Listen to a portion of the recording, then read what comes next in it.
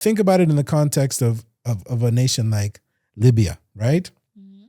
Muammar Gaddafi was painted for the longest time as a dictator, as an autocrat, as somebody who was enriching himself at the expense of his people. But then if you dig deeper and you go into the layers of depth of what Libya was able to achieve on their own independently as a sovereign nation, there's a measure of respect that you have to put on that.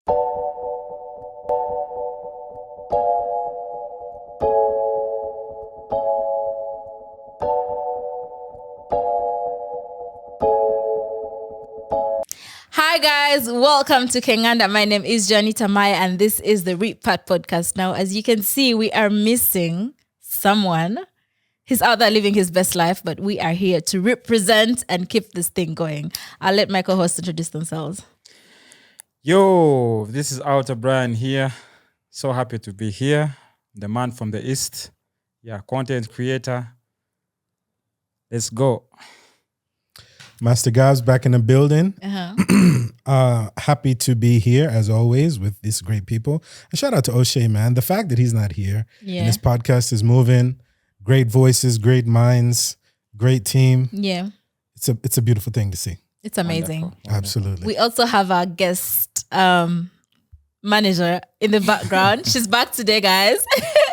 Hi, Rachel, the beautiful voice behind this. Okay, yeah, confidence. I missed her that. actually. We need, if you guys want to see Rachel on, just let us know. So guys, there's this article going around from Al Jazeera and it's saying Burkina Faso suspends French news channel over report on rebels. So let me just read one paragraph. The article is out there, guys. We're going to find a video. Anyway, Burkina Faso's military government has suspended a French television news channel for a report on armed groups' activity, which it said it lacked objectivity and credibility. So yeah, guys, that's it. We'll link the article down there. But yeah, guys, Burkina Faso decided, you know what? If you're going to tell lies on TV, on national media, we are going to expel you and tell you to leave the country. What do you think? Gabs? I mean, there's two sides to every story. Okay. Right? And I think in this case, it's so the government of Burkina Faso for the last couple of years is a military regime. Yeah. And if we know anything about countries that are run by a military regime, their narrative is what needs to be out there. Ooh. Period. A military regime that controls the government in your country is not going to put up with a whole bunch of free speech, particularly anything that compromises the narrative that they want to have out there. And I think right now, based upon what I further read in the article, they're making a very distinct move to separate themselves from their alliance with the French. They kind of want to not only disassociate themselves with the French, but they're really working hard to burn bridges and kind of eliminate any lasting ties to any alliance that the country may have had with the French government in the past. And so this to me represents that intention. This represents that approach in terms of, listen here, this is our country. We don't permit you to be in our country and talk about our country in any way that casts us in an unfavorable light. Yeah. So is it right or wrong? I don't know. That's up to the citizens of Burkina Faso to decide because they're the ones who have to live within that reality of being controlled by a military regime and the freedom of information transfer between those citizens and what they're able to consume. I'm sure if you look at the state-run news organizations, there's a very clear line of demonstrating loyalty to and celebrating the maneuvers that are done by the military government. I'm guessing that may be the case. So yeah, for me, this is just, the military government that controls Burkina Faso right now doesn't want the French people to be talking anything contrary to the messaging that they want out there. Yeah. And since they have the power to expel them and nobody's going to resist against them talking about free speech or freedom of the press or anything like that, since they literally have nobody standing in their way to do so, it's easy. And not everybody agrees with it, but, for the people of that country and for that government that's in power, they have the right to do so. So Yeah. who's going to tell them not to? Exactly. Yeah. I think that also the French media also went ahead and had an interview with I think the head of the rebels or something like that. So I think that really pissed them off. For sure. But Brian, what do you think? Actually, that incident of having an interview with the rebels is the one that also confirmed to me that somehow these guys are joking to some extent. Actually, for me, I was happy. I was happy that if at all what those French media channels were reporting was that, I'm very happy that they were chased. Actually, no, they weren't supposed to be suspended, but expelled. Uh-huh. Yeah, because I think they should go completely. Because why are they suspending them? Because they're going to come back and do the same. I believe they'll come back and do the same mistake. Because I don't think these French media, are working in the interest of the people. Because remember, these are former French colonized countries. So these guys obviously, because when these guys came to colonize and they were chased, I feel they should have been gone with their media. Because why would they go and they leave the media behind? Yeah. Yeah. So you expect because and another thing, these French people, they came into the country. I think they have been there. They came through to help fight the terrorists. But at the end of the day, I think they had spent something like 10 years. So in that period of 10 years, these guys actually, the people of Burkina Faso didn't see any change. For them, they expected when the French people come to help them fight the terrorists, they thought maybe they would get wiped out or something, but nothing changed. Actually, the terrorists kept on launching more attacks. So these Burkina Faso people were like, for now, what's the use of these French people? So they decided what? To chase them away. Yeah. But then they left the media. So the media is just playing their part on behalf of the what? Yeah, of the French people. Oh, okay. Yeah. I'm actually on the fence about this one because on one hand, you need to give people the freedom of speech. Is that it? Because if you take away people's rights to hear what is out there, then are you not taking away that freedom of speech? Am I wrong? Risha, please. I build on my point.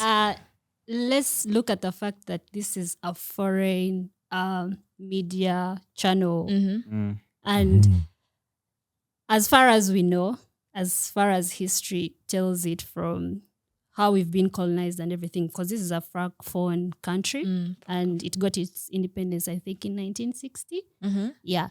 So their education system is still around that. French. They still pay a tax to be colonized, and there have been efforts for them to drive the French away from their country for all those years. So for a French media like that, they definitely have an agenda to air out or to spin the narratives to fit their propaganda. You understand? So, and we know the role of media because it drives a lot of consciousness and pulse of how the nation is thinking. Most times we see that things in media, they exaggerate a lot of, oh, this is like this is like that, but it's not the truth.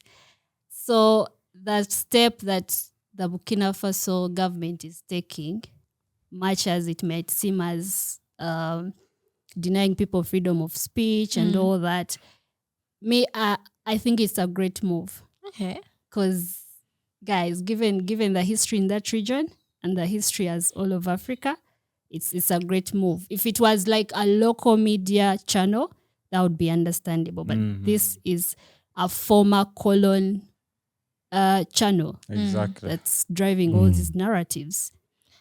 Well, you do have a point. I feel like that's brilliant. But when you look at it on the other side, I feel like the media's duty is to keep people updated on what's happening in a certain country, whether they side with it or they don't side with it. Your job is to give people the information. So if a media outlet comes out and thinks, you know what, let's talk about this particular subject, or let's have the the head of the rebel on, maybe he can tell us his side of the story so that like the citizens can know what's happening and people outside the country can also know what's happening. To me, I think that's valid. I'm sorry. I feel. Let me finish before I forget. Sorry. I think to me that's valid because they can edit this out if it's too. Because remember during our elections when we were cut off from the whole world, for 4 straight days we didn't have internet. Yeah. We were just in the dark, sitting ducks. We're just waiting for what's going to happen. So I feel like I don't think that's right. I don't think you need to take away people's right to say something if they want to. Like, leave the whole thing about it being a French media outlet on the side. Just think about it in general. It's like if this media outlet is telling you what's happening in your own country and you're like, oh my God, maybe we need to prepare for this, maybe we need to leave this, maybe we need to stay safe.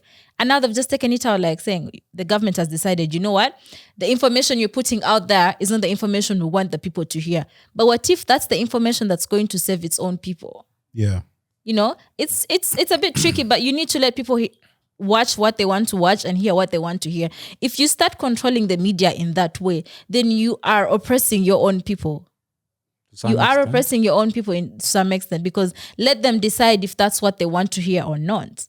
Now, about the fact about them lacking credibility and whatnot, it could be true that they may be spreading false information, but media outlets also sometimes move a little bit because like when you think about it, they get a news piece, right? They make their research and they air that news piece. But sometimes the research they've done is not correct. So that does happen.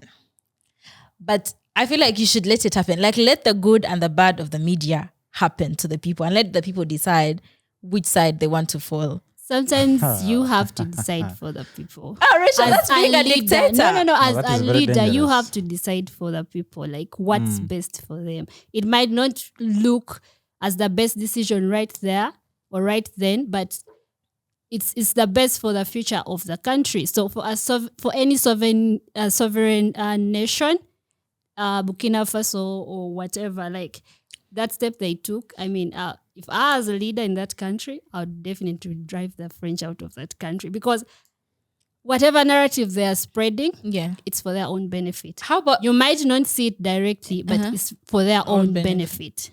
You can't tell me you gave a country independence, but you're still making them to pay a tax. Okay. That there is shady. Yeah. And if Burkina Faso was France, if let's say any channel belonging to Burkina Faso was in France, there's no way they would even have let them. Like it would be shut down right away. This was suspended, but that channel would be shut down right away. Exactly. So I agree with what you're saying, but first forget for a moment it's a French outlet and this is just a normal media house. No, How many times have you seen journalists being that's taken what to prison? I said. If it was a reporting? local, and Yeah. all that, but still again as a leader, Juanita, I don't know if you know how much press or how much media can incite, we've seen examples here of Violence. the internet because we rely on the internet so much for information. Sometimes we don't need to prove this information. Like the moment we see it on internet, it's fire everywhere.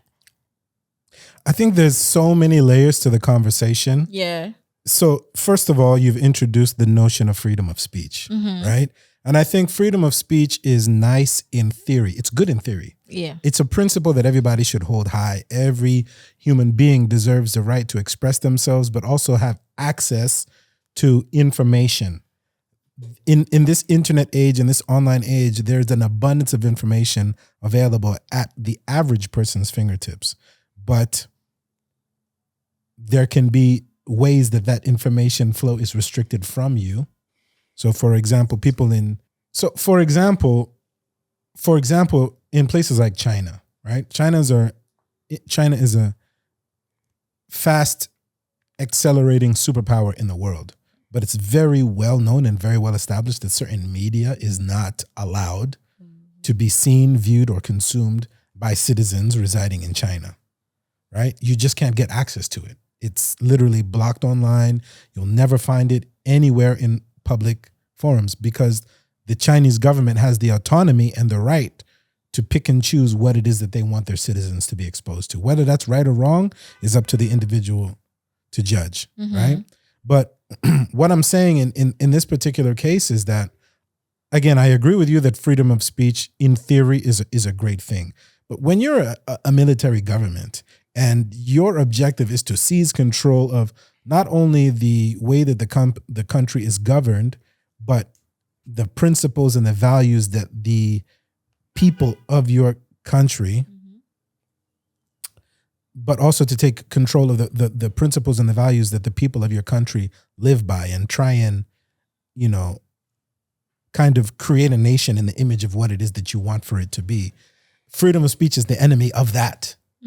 Freedom of speech is not the ally of a government that wants control of its people. Okay. Freedom of speech is a tool for governments that embrace freedom and free thought and freedom of choice and freedom of being and freedom of choosing lifestyles and things of that nature. Countries that encourage a discourse that could oftentimes speak contrary to what the principles of the reigning government wants. That's a demonstration of freedom of speech. And I've never seen a military regime be in charge of a country and let that happen. Yeah. So I think that's number one. Number two, on the flip side of it, and to Rachel's point, I don't believe that any mass media can be trusted anymore. In every corner of this world, we see examples on a regular basis of the way that media manipulates stories, and it is in service of some unspoken outside interest. And in this particular case, it probably could be that the people who are running this French media network are looking to, again, like I said before, call into question the leadership of this nation, or call into question the principles or the tactics or the approach that is being taken in Burkina Faso. And if they want to squash that and expel that, I mean, they're well within their rights to do so. And I think that they should, in terms of protecting their sovereignty, in terms of eliminating the influence of outside parties. Think about it in the context of a nation like Libya, right? Muammar Gaddafi was painted for the longest time as a dictator, as an autocrat, as somebody who was enriching himself at the expense of his people. But then if you dig deeper and you go into the layers of depth of what Libya was able to achieve on their own independently as a sovereign nation, there's a measure of respect that you have to put on that. And then when you see why American interests were served by eliminating him and not only taking him out of power and removing this figurehead of leadership that goes contrary to what these foreign interests wanted to get out of a nation like Libya. I think this is an example of that country trying to eliminate some of that. So it's nuanced and it's complicated. And until we sit down with a citizen of Burkina Faso and hear them tell us their firsthand experience of what this is all about, all we can do is speculate on principle what our values are. We're lucky as Ugandans because we sit in a country where people disrespect the president flagrantly. But they've started openly. arresting them too. But be careful. They have started. But I mean, for the last number of years, ever since social media existed, we've seen people become famous on the back of slandering the president.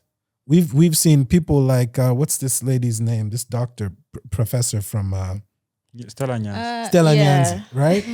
That lady became a household name simply because she was able to flagrantly disrespect the president. Yeah. You know what I mean? And not saying that that's right, but the fact that it was even able to happen and she lived another 24 hours to breathe and do it again after that. And she's still alive. You're mad, right? Try and take that to Rwanda and see what happens to you. Yeah. You know what I mean? Try it. I dare any right-thinking human being to think that they can do that type of stuff to President Kagame and see what happens. Yeah. You're taking a losing bet. So all I say is to say we're privileged because we live in one of those African countries where freedom of speech is actually a respected thing that people enjoy and appreciate. But man, the Burkinabe, those people over there in Burkina Faso, I hope that their government, as they reclaim their sovereignty, they also do it with a forward-looking approach to let's build this country into something that can be greater than anything it ever was. Because if it's one of those military regimes that's just going to enrich themselves and let their country go into a shambles, then we've seen that story before. We know how it plays out. We know how it ends. Yeah. On the other hand, I actually do agree with Rachel saying if they were already colonized by the French and they got their independence, like what was a French media outlet still doing in that country? Yeah. Now that's where it's kind of sketchy. It's like you colonized the people, like you Exactly. left them. You should have left With the as media, when they all go at once. everyone leaves. You know, Yeah. there was no need for them to have the French media outlet back. But maybe there was a reason for that. I'm trying to think of, Maybe there was a reason. because even us were colonized by the British. I don't think I see a British. Whatever Media. reason, I think it's whatever You reason. don't want to know. I know it's an interest in their domestic Exactly. ambitions, politically, socially, Has to be economically, their whatever. interest. You cannot just Because we all know European powers are at their most diabolic right now. They have all these systems where they're trying to. They call it Neo-colonialism. Yeah, they're trying to do that. So you see them lending us advisors. Yeah. You see they have institutions like the IMF. We are always in debts as African countries. Yeah. Yeah. Yeah. Then militarily, they're here. Like they have. We don't have a uniform currency. It's always the dollar rising, falling. You know, they are beholding us economically. So all these structures, whatever they are playing at, it's in their interest. It's not in our Exactly. interest. Yeah. So until we realize that it's not just Burkina Faso, but also other African countries as well, what do they always do when these things escalate? They stand at the side and they only help when they have been benefits. pushed like to the limit to help or even cover these conflicts going on and everything. And Offering aid. when Russia and Ukraine were fighting, the West was so quick to block the news or the conflict news. It came out later. That's why, like, I think Islamic countries are trying to block it because they know the damage. So for me, I'm completely against it. But Think about a couple of years ago about the stories that were coming out in the news media about COVID. Something within our recent lifetime that shows you the variety of approaches of news media reporting the same factual information, but how they were reporting it and to what audience exactly. was done to benefit the interests of those people who are pulling the strings behind the scenes. Yeah. So that's why I'm always skeptical about stories that I read in mainstream media. You can always question the facts. You can always question the reliability. But more importantly, the intention of what is this story going to do for us? What trigger will this cause in international opinion of this country, or what trigger will this cause in inciting something within the population of that nation to try and do something in service of some, unsavory goal that we have in mind to destabilize things. I think that's a very, very valid point to be taken up, and why, every country should have the right to say, if you're a foreign media body, this is how we give you the privilege of operating within our country. And if you violate this, unequivocally, you will be expelled. Exactly. Period. I think every country should have the right to do so, and to each their own about what that means individually based upon the laws and the traditions and what happens within that nation. But every country should have that right. Exactly. Yeah. Me personally, I advocate for freedom of speech, but You do? Yes, but to a certain extent, these media houses need to be regulated and monitored by, for example, the government. Because now, as you read on the story, these French media were telling, according to the story, they're telling lies, because they were claiming that spreading fear among the population that are here. I think 40% of the country is now occupied by 40% of the country is occupied by terrorists. You get something that the people on ground were not agreeing to. So for you, when you're outside and you read this and you be like, oh my God, you definitely know that maybe the government is not serious. They're not doing much to fight the terrorists and all that.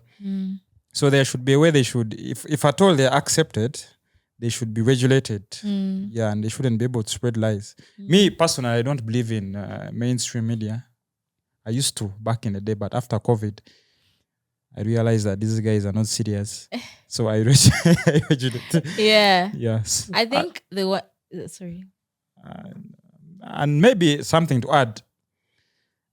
And you might also find out that these people, the people who are these people, actually, to an extent, being funded by these.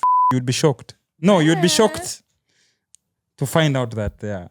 Continue. Yeah, to one extent. I'm just saying, you never know, because these French people came and they have been fighting this for over 10 years and nothing has been done. So you would, in your head, you would be like, maybe to a certain extent, they are supporting the terrorists to come and destabilize the country. Mm-hmm. Yeah. But man, really, who expects the French military to do anything, really?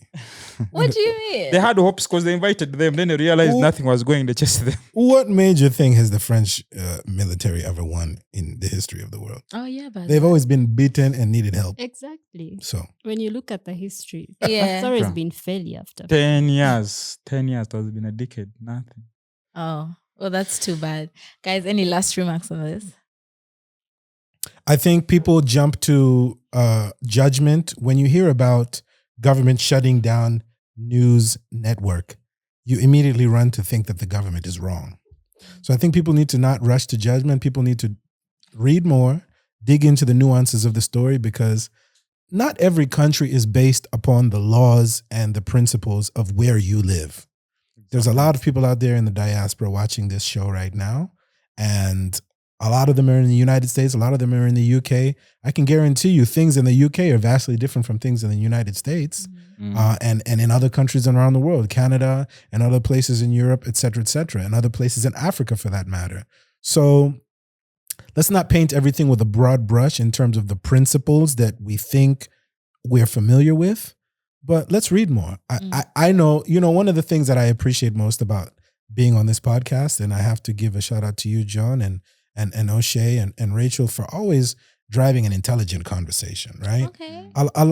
A lot of the time I think like, man, when are we going to talk about something fun, silly, right? Something that people can laugh about. But that's not what adds value to people's lives. You're not exposing people to varying perspectives when you go for the low-hanging fruit of what's fun and silly. So I want to give you guys, a lot of respect for featuring things like this, featuring conversations like this that make me now want to better educate myself. I need to be better read. I need to pay attention to more of the world issues that are going on across Africa and across the world, because, you never know what could be an important topic of conversation, not only for the purposes of this show, but for who you're going to meet.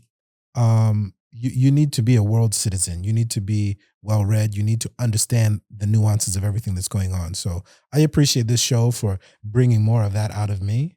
And I encourage everybody who's watching and listening to embrace that principle as well. Just learn more. If you're unfamiliar with it, it doesn't hurt to click on a news article, read more about it, watch a YouTube video, find out more, learn more, educate yourself more. It always leads to better conversations when you know more. Sure. Yeah. Brian, what's your last remarks on this? Don't trust the mainstream media, but at the same time, let us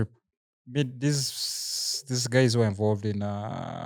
If you are involved in the media, make sure you're publishing information that is credible. At least try your best. It may not obviously be 100%, but try your best to do whatever. Yeah, that's all I have to say.